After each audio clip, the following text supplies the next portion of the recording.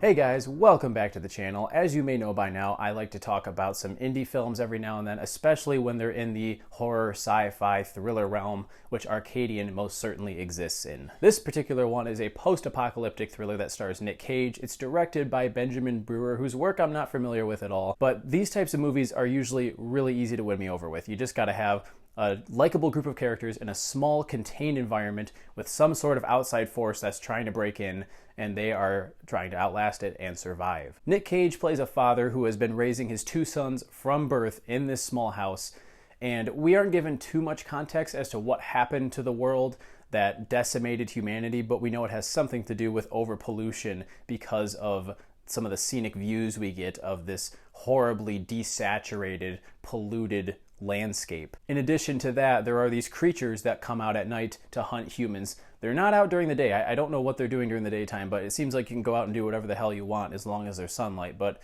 as soon as it's nighttime, these things come out in droves and try to break into homes and kill people anywhere they can. There are other settlements of humans out there, and I wish they dived into that a bit more, but for the most part, this is very focused on this small group of characters, a father and his two sons. They have a dog as well. I think it would be impossible to make this video without noting that it's very similar to A Quiet Place. I would be shocked to learn that this wasn't at least in some way inspired by that film, not only in its premise of these creatures trying to break into a small family home in which they're trying to outlast them and barricade the doors and survive, but also in its themes. It's very much about parenthood and raising your children in an environment that demands a very different set of skills than the old world did. Nick Cage has had a bit of a career resurgence lately, not just in indie films, but in bigger films as well. He's kind of embraced the silliness in his iconography, and I really like that he's able to do these smaller films and still put in a really strong performance, which he does here. Unfortunately, he's not very well utilized. The guy just isn't in the movie that much. For the most part, this focuses on his two sons, who just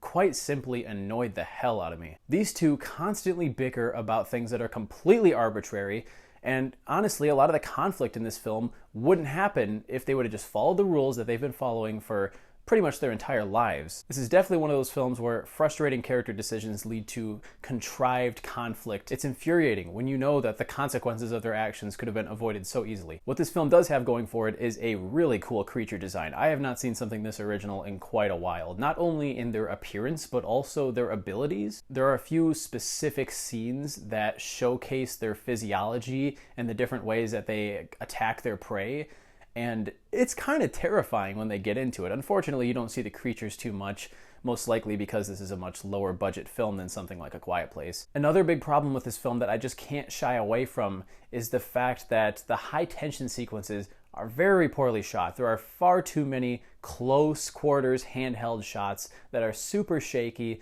The lighting is occasionally atrocious to the point where there are jump scares and I genuinely can't tell what jumped out from where and who it was jumping out at because it was so poorly framed. And it's a shame too, because again, when they show these creatures in wide shots and you see them doing their weird, bizarre, kooky movements, it's actually kind of unsettling. But then we'll get a 30-second attack sequence that is shrouded in darkness. The camera's moving all over the damn place, and you just can't see what's happening. So it's a couple of things in combination that bring this film down for me from what could have been a really solid 90-minute to-the-point Quiet Place ripoff.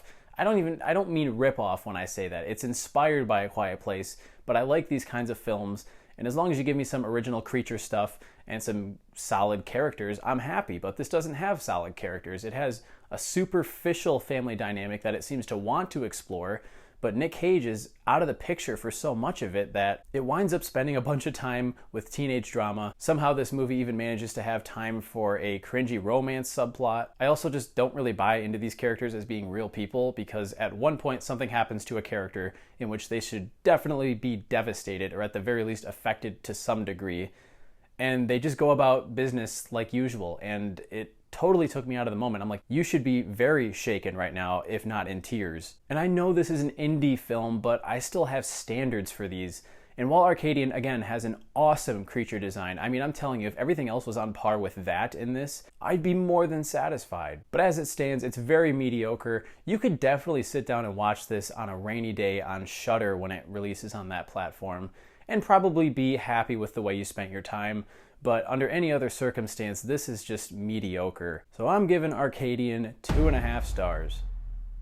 But what do I know? This has like an 85% on Rotten Tomatoes right now. So if you know you're a massive fan of this subgenre, I would highly recommend waiting for it to air on Shudder. Check it out there if you have any interest, and report back down in the comments and let me know what you thought of Arcadian. Thanks so much for checking out this video, and as always, be sure to hit that like button and subscribe on your way out. I'll see you in the next one, guys.